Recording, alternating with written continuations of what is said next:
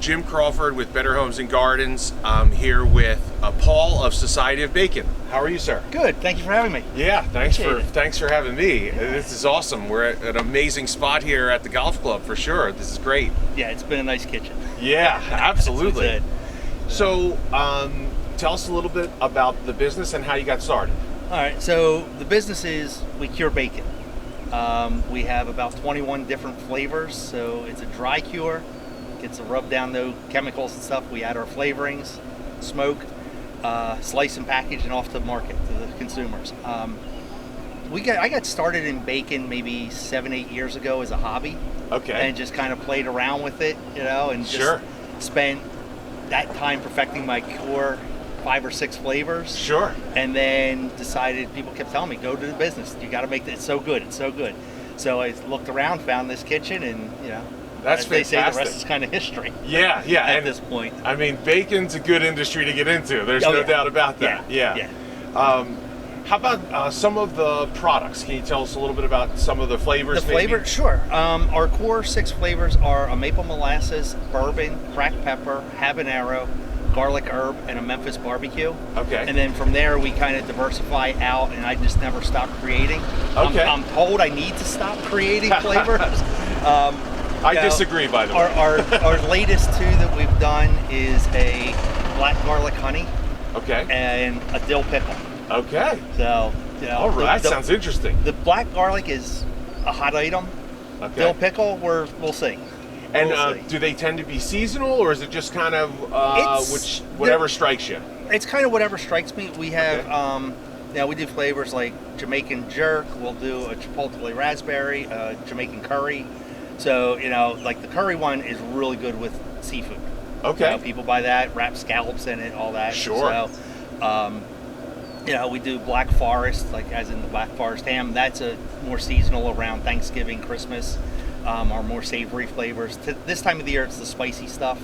Sure. Barbecues, that type of thing. So. Yeah, well, it's perfect timing for us to get together because barbecues are firing up all over the place. Father's Day weekend. Yeah, absolutely. Yeah. I'm most excited. I haven't got to try it yet, but the habanero, that's the one I'm looking forward to. Okay. I like the spicy stuff. Yep. Yeah, the habanero is good. We did it, so it's not going to hurt you. Yeah. But you're going to get the flavor of the fresh ground habanero pepper. Sure. When we do it, it is fresh ground habanero. We don't use powders. Okay. Then that habanero, it's on there curing for 8 days, goes into the smoker. So those little bits are stuck to the bacon. Now you have smoked habanero bacon. Awesome. So the peppers, everything. Yeah, that sounds amazing. Yeah. So. What's something folks might not know about the business? The time it takes to make bacon. Okay. You look at big grocery store chains, the Oscar Mayers, the Hatfields. They're pump bacon. They're running their bacon through in 12 hours. Sure. I put mine in cure. It takes 8 to 10 days to cure. Comes out, hangs in the refrigerator to dry for 24 hours, and then goes into the smoker box here for another 12 hours. Okay. And then dried again for a day, and then sliced and packaged. I can tell you that just the presentation of your product is amazing. I mean, it looks like you put work into it. I did, and that kind of, like I said, comes from my past life of the agency and working in food companies. And, sure. We know about presentation here. Absolutely. And it's a good. I have yet to have anybody say they don't like it. Yeah, I would bet that you probably won't. Yeah, No. Odds are against that for sure. Yep. Can you think of a memorable experience with a client or customer? All of them. I mean, they come back and they're like, we love it. If they just walk past the market stands and say, oh my gosh, that was the best bacon, we still have some. Sure. I think the most memorable thing I have so far for the business, I have 2 sons, a 15 and an 18-year-old. Okay. We started our first farmer's market in November of 19 down in Westchester, and they started working the farm stand with me and would alternate every other week. Okay. Till this point, my oldest son runs the Pottstown farm stand by himself. My youngest could run at 15 could run a farm stand, but it was the ability to spend time with my boys. Sure. And as teenagers, you get less and less and less of that. So that was. Of course, the product lends itself to the boys wanting to be involved, right? Yes. So that's great. Yes. Yeah. And surprisingly, we don't need a lot of bacon. Okay. And it's not because we make it all day, but it just. Sure. We could, but. Yeah. Absolutely.